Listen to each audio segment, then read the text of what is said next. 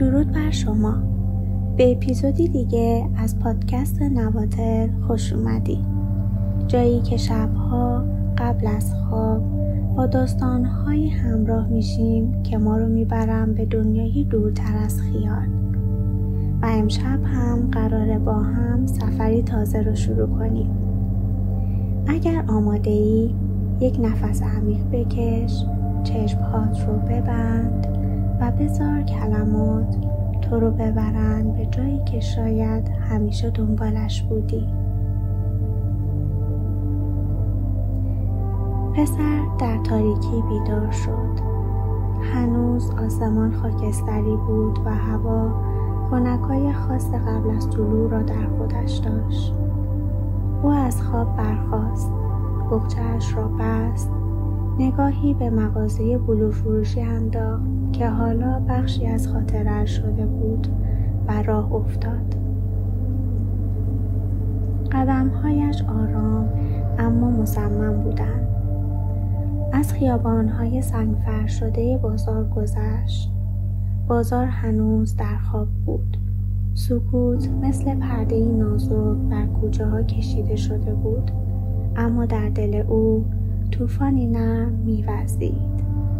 چیزی شبیه امید یا شاید ترس. به کاروانسرا رسید.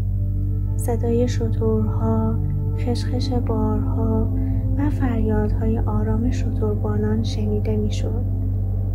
بوی خاک و چرم و علف خشک در هوا پیچیده بود.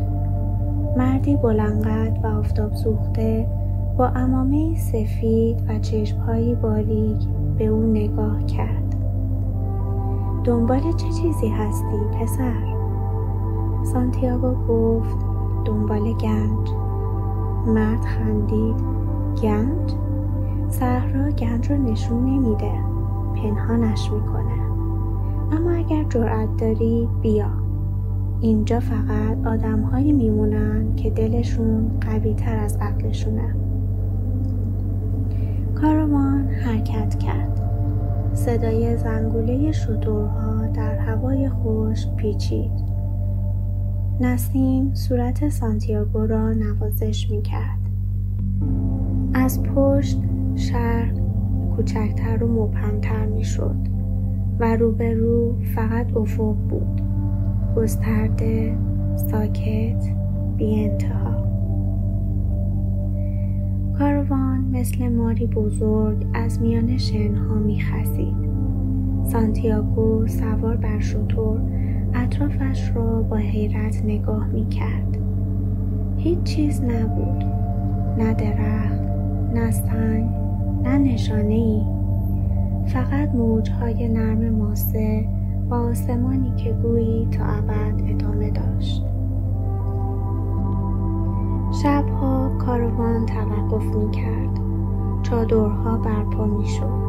آتش روشن می‌شد و غذاهای ساده اما گرم روح آدم‌ها را آرام می‌کرد. مردی انگلیسی با لباسی کاملا متفاوت و کتاب‌های سنگین اغلب گوشه‌ای نشسته بود و می‌نوشت، می‌خواند یا با خودش زمزمه می‌کرد. سانتیاگو به اون نزدیک شد. دنبال چه هستی؟ مرد گفت کیمیا. پسر پرسید طلا؟ مرد نگاهی عمیق به او انداخت. نه فقط طلا. من دنبال درک زبان هستیم. دنبال فهمیدن این که چطور میشه دنیا رو تبدیل کرد. چطور میشه خودتو تبدیل کنی. و این کلمات مثل دانه‌ای در دل پسر کاشته شد. با گذر روزها صحرا با او حرف زد. نه با کلمات، بلکه با احساس. سکوتش مثل کتابی بود که باید با قلب خوانده میشد. گاهی فقط صدای گام‌های آرام شترها شنیده میشد. و در همان سکوت سانتیاگو متوجه شد که دنیا برای کسایی که واقعا میشنوند همیشه در حال صحبت است.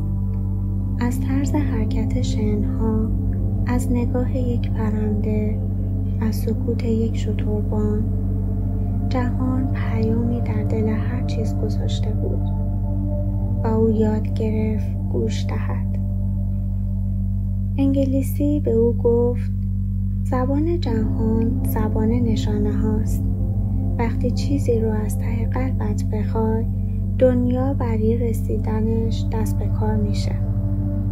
اینو توی کتاب ها نخوندم، از کیمیاگرها یاد گرفتم. اما بیابان امن نبود. زمزمه هایی از جنگ شنیده می شد. قبیله هایی در شرق با هم درگیر شده بودند. کاروان آهسته تر حرکت کرد. مردان سلاح برداشتند. چادرها شبها خاموشتر شدند. سانتیاگو نگران بود. ترس مثل شن بی صدا وارد قلب می شد. اما شبها کنار آتش مردی پیر برایشان داستان می گفت. از سفری دور، از گنجینه‌ای پنهان، از کسانی که تا پایان رفتند. او گفت هر کسی روزی سفر خودش را شروع می کند. بعضی ها وسط راه برمی گردند. بعضی ها تا انتها میرن. ولی فقط اونهایی که به قلبشون گوش میدن واقعا میرسن. و سانتیاگو در دلش با قلبش صحبت کرد. اگه میترسی با هم حرف بزن. بگو چرا؟ قلبش جواب داد چون ممکنه گنجی در کار نباشد. پسر گفت ولی تو هنوز برای اون میتپی. قلبش آرام گرفت. یک روز درست وقتی که همه خسته، عرق کرده و ساکت بودند، در افق نخل‌های سبز پدیدار شد. اول شبیه سراب بودند، اما هرچه نزدیکتر شدند، بوی آب، صدای پرنده ها و رنگ سبز زندگی واقعی تر شد. واحه مثل خواب بود. صدها نخل، چادرهای رنگ و رنگ، خیمه‌های بزرگ، زنان و مردانی با لباسهای روشن و بوی شیرین خرما و نعنا. کاروان توقف کرد. مردم نفس راحتی کشیدند.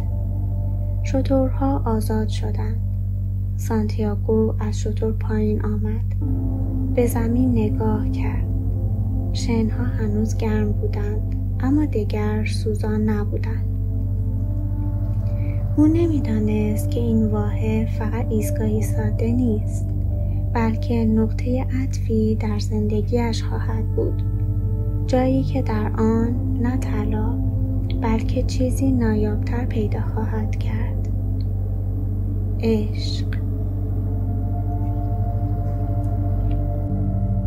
سفر امشب همینجا به پایان میرسه. اما شاید چیزی در دل این داستان هنوز با ما مونده باشد. شاید سوالی، شاید حسی، یا شاید فقط سکوتی که معنایی تازه داره. اگر از این اپیزود لذت بردی، حتما پادکست رو دنبال کن و اگر دوست داشتی اون رو با کسی که به قصه ها نیاز داره به اشتراک بذار. تا اپیزود بعدی، شبهات آروم، خوابهات روشن و دلت همیشه در مسیر رویاهات باشد. خداحافظ.